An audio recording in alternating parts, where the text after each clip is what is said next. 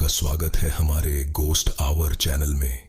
तो लाइट्स बंद कर लीजिए, हेडफोन कानों में लगा लीजिए और खुद को तैयार कर लीजिए, क्योंकि अब शुरू होने वाला है डर, रहस्य और सच्ची घटनाओं से भरा एक रोमांचक सफर।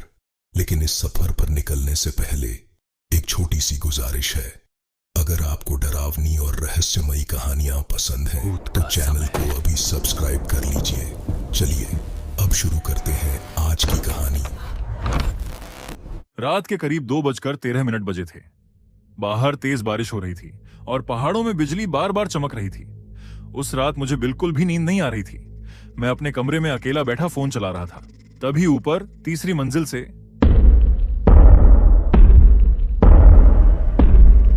किसी के चलने की आवाज आने लगी। अब दिक्कत यह थी कि हमारे घर की तीसरी मंजिल कई सालों से बंद पड़ी थी। वहां कोई नहीं रहता था। यहां तक कि उस मंजिल का दरवाजा भी बाहर से जंजीर लगाकर बंद किया गया था। पहले मैंने सोचा शायद बारिश की वजह से कोई आवाज आ रही होगी, लेकिन फिर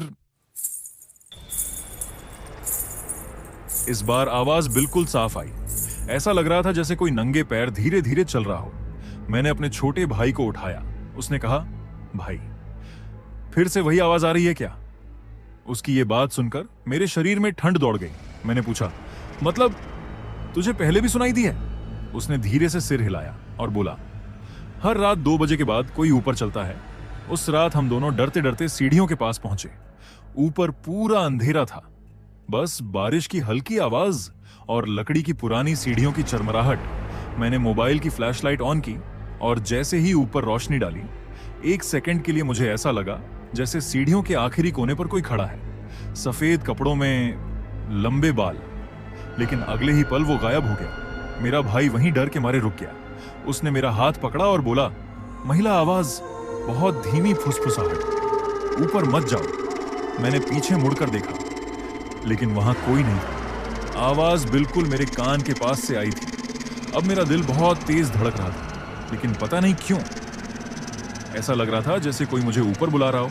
मैं धीरे धीरे तीसरी मंजिल तक पहुंच गया। वहां का दरवाजा आधा खुला हुआ था, जबकि हमने खुद उसे बंद किया था। जंजीर नीचे जमीन पर पड़ी थी। मैंने डरते हुए दरवाजा खोला और जैसे ही अंदर कदम रखा, पूरा कमरा बर्फ जैसा ठंडा हो गया। इतनी ठंड कि सांसों से धुआं निकलने लगा। कमरे के अंदर पुराने फर्नीचर पड़े थे, सब पर धूल जमी हुई थी, लेकिन फर्श पर गीले पैरों के निशान बने हुए थे, जैसे कोई अभी अभी बारिश में भीग कर अंदर आया हो। और वो निशान धीरे धीरे कमरे के आखिरी कोने तक जा रहे थे। मैं फ्लैशलाइट लेकर आगे बढ़ा और तभी कोने में रखी पुरानी कुर्सी अपने आप हिलने लगी। उसकी आवाज पूरे कमरे में गूंजने लगी। मेरा गला सूख चुका था। मैं भागने ही वाला था कि तभी महिला आवाज बहुत धीरे, टूटी हुई, मुझे यहां से निकालो। मेरे पैर वहीं जम गए। आवाज उसी अंधेरे कोने से आ रही थी। मैंने कांपते हुए फ्लैशलाइट उस तरफ घुमाई और जो मैंने देखा आज तक भूल नहीं पाया। वहां एक औरत बैठी थी। उसके लंबे बाल पूरे चेहरे पर थे, सफेद कपड़े पूरी तरह गीले थे और उसकी गर्दन एक तरफ अजीब तरीके से मुड़ी हुई थी। वो धीरे धीरे अपना सिर उठाने लगी और जैसे ही उसका चेहरा दिखा, मेरी जीभ निकल गई। उसकी आंखें पूरी काली थीं और होंठ फटे हुए, जिनसे काला खून निकल रहा था। वो अचानक खड़ी हो गई, लेकिन उसके पैर उल्टे थे। वो धीरे धीरे मेरी तरफ आने लगी। हर कदम के साथ लकड़ी का फर्श कांप रहा था। मैं पीछे हटने लगा, लेकिन तभी कमरे का दरवाजा अपने आप बंद हो गया। धड़ाम! पूरा कमरा अंधेरे में डूब गया। अब सिर्फ उसकी सांसों की आवाज आ रही थी।